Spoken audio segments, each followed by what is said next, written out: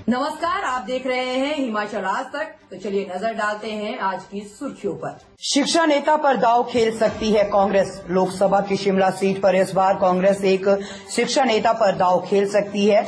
शिमला की एकमात्र आरक्षित संसदीय सीट को पिछले 3 चुनाव से कांग्रेस नहीं जीत पाई है। टिकट पर फैसला 6 या 7 अप्रैल को दिल्ली में होने वाली बैठक में होगा। इसके लिए बनाए गए पैनल में सबसे पहले कसौली से कांग्रेस विधायक विनोद सुल्तानपुरी, अमित नंदा और पछाद से दयाल प्यारी का नाम है। विधायक को लोकसभा चुनाव लड़ाना विधानसभा की वर्तमान परिस्थितियों में संख्या बल के हिसाब से सही नहीं लग रहा है, जबकि महिला कोटे में प्रतिभा सिंह को पहले ही मंडी से लगभग फाइनल कर दिया गया है।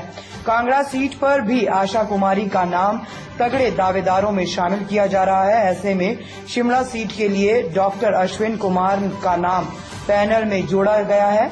डॉक्टर अश्विन कुमार ने लगातार दूसरी बार टिकट के लिए इस बार भी आवेदन किया था।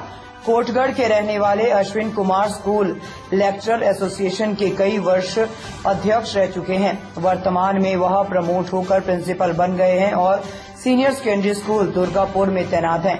यदि इन्हें टिकट मिलता है तो 3 साल की बची हुई सर्विस को छोड़कर तो चुनाव मैदान में उन्हें उतरना होगा। डॉक्टर अश्विन कुमार 1997 में Himachal Pradesh school lecturer association के महासचिव बन गए थे। इसके बाद 2001 में इसी संगठन के अध्यक्ष बने।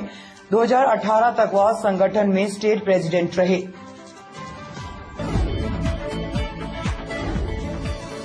पीएम मोदी के लिए हर बूथ पर बढ़त बनाएगी भाजपा। नेता प्रतिपक्ष जयराम ठाकुर ने कहा कि देश के लोग सिर्फ प्रधानमंत्री नरेंद्र मोदी पर ही भरोसा करते हैं, इसलिए इस बार के लोकसभा चुनाव में उन्हें भारी बहुमत से तीसरी बार प्रधानमंत्री बनाने जा रही है। प्रधानमंत्री नरेंद्र मोदी के तीसरी बार भारत के प्रधानमंत्री बनने के बाद भारत दुनिया की 3 आर्थिक महाशक्तियों में से एक होगा। इस लोकसभा चुनाव में हर बूथ पर भाजपा बढ़त बनाएगी। जब प्रधानमंत्री ने देश की कमान संभाल ली थी तो भारत की अर्थव्यवस्था दुनिया की 10वीं बड़ी अर्थव्यवस्था थी। मात्र 10 सालों में वे प्रधानमंत्री के कुशल नेतृत्व में भारत 5वीं सबसे बड़ी अर्थव्यवस्था बन गई। भारत ने ये उपलब्धि इंग्लैंड जैसे देश को पीछे छोड़कर हासिल की। जयराम ठाकुर ने कहा कि प्रधानमंत्री नरेंद्र मोदी के पास देश को आगे ले जाने का विजन है, देश को विकसित बनाने का लक्ष्य है। दूसरी तरफ विपक्षी गठबंधन के पास ना नेता है, ना नीति है और ना ही नीयत है। आज प्रधानमंत्री के नेतृत्व में आयुष्मान जैसी स्वास्थ्य बीमा योजनाएं चल रही है, जो 50 करोड़ से ज्यादा लोगों का 5 लाख का निःशुल्क इलाज उपलब्ध करवा रही है। कंगना ने सुलगाई सियासी चिंगारी, जयराम ने रूठे साथी मनाए। मंडी सीट से लोकसभा प्रत्याशी फिल्मी अभिनेत्री कंगना रनौत ने अपने चुनाव प्रचार अभियान का श्री गणेश करते हुए सियासी चिंगारी सुलगा दी है। एक दिन के चुनाव प्रचार और स्वागत समारोह में ही कंगना रनौत ने अपने इरादे स्पष्ट करते हुए अपने तेवर भी दिखा दिए। वहीं दूसरी तरफ पूर्व मुख्यमंत्री जयराम ठाकुर ने मंडी सीट पर कंगना की सियासी पिच को मजबूत बनाने के लिए रूठे साथियों को मनाने का सिलसिला शुरू कर दिया है। पूर्व मुख्यमंत्री जयराम ठाकुर ने शनिवार को भाजपा से नाराज चल रहे पुराने साथियों के साथ मंडी में मुलाकात की और उनकी पार्टी से चल रही नाराजगी को दूर करने का प्रयास किया।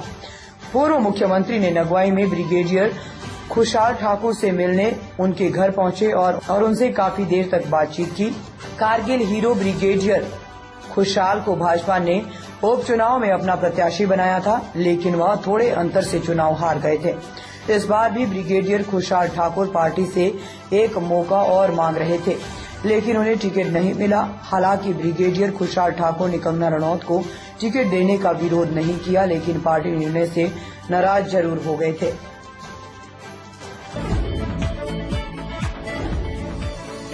प्रोफेसर वीरेंद्र कश्यप पर कांग्रेस की नजर।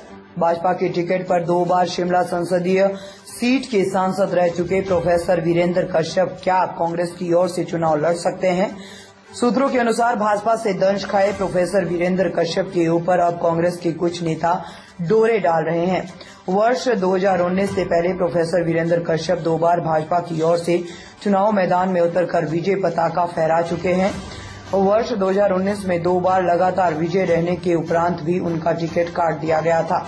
तथा मोदी लहर के चलते सुरेश कश्यप को भाजपा की ओर से चुनाव लड़ने के लिए टिकट दिया गया था। अब कांग्रेस ने अभी तक शिमला संसदीय सीट से पार्टी का चेहरा फाइनल नहीं किया। चर्चा के अनुसार पच्छाद से दयाल प्यारीक व शिमला से अमित नंदा का नाम प्रमुखता से पहले लिया जा रहा था तथा उसके बाद यकायक कमल सुल्तानपुरी का नाम भी सूची में शामिल हो गया। कमल सुल्तानपुरी शिमला संसदीय सीट से 6 बार सांसद रह चुके हैं। स्वर्गीय केडी सुल्तानपुरी के पुत्र हैं तथा वर्तमान में कसौली निर्वाचन क्षेत्र के विधायक विनोद सुल्तानपुरी के भाई हैं। वह इस समय दिल्ली की केंद्र सरकार में उच्च पद पर कार्यरत है। पहले भी ये कयास लगाए जा रहे थे कि कसौली से विधायक विनोद सुल्तानपुरी को यहां से चुनाव लड़वाया जाएगा, लेकिन प्रदेश राजनीति में उथल-पुथल के चलते विधायक पर दांव खेलने में दोनों प्रमुख दलों के शीर्ष नेताओं ने कोई रुचि नहीं दिखाई। पता चला है कि भाजपा के अब एक हाई प्रोफाइल नेता प्रोफेसर वीरेंद्र कश्यप पर भी कांग्रेस की नजर टिक गई है। अब सबकी निगाहें कांग्रेस के आला कमान के ऊपर टिकी हुई है। क्या पार्टी अपने किसी नेता के ऊपर दांव खेलती है या फिर भाजपा की राह पर चलते हुए उनके किसी चेहरे पर किस्मत आजमाती है।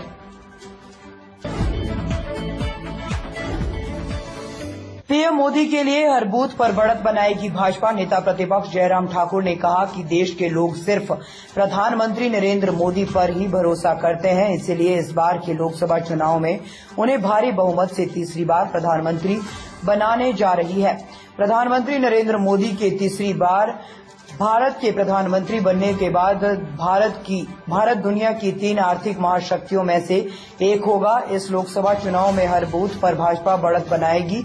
जब प्रधानमंत्री ने देश की कमान संभाल ली थी तो भारत की अर्थव्यवस्था दुनिया की 10वीं बड़ी अर्थव्यवस्था थी।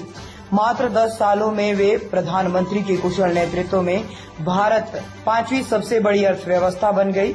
भारत ने ये उपलब्धि इंग्लैंड जैसे देश को पीछे छोड़कर हासिल की। जयराम ठाकुर ने कहा कि प्रधानमंत्री नरेंद्र मोदी के पास देश को आगे ले जाने का विजन है, देश को विकसित बनाने का लक्ष्य है। दूसरी तरफ विपक्षी गठबंधन के पास ना नेता है, ना नीति है और ना ही नीयत है।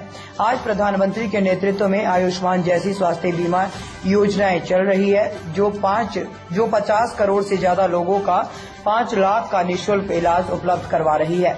हिमाचल की खबरों को देखने के लिए जुड़े रहे हिमाचल आज तक के साथ।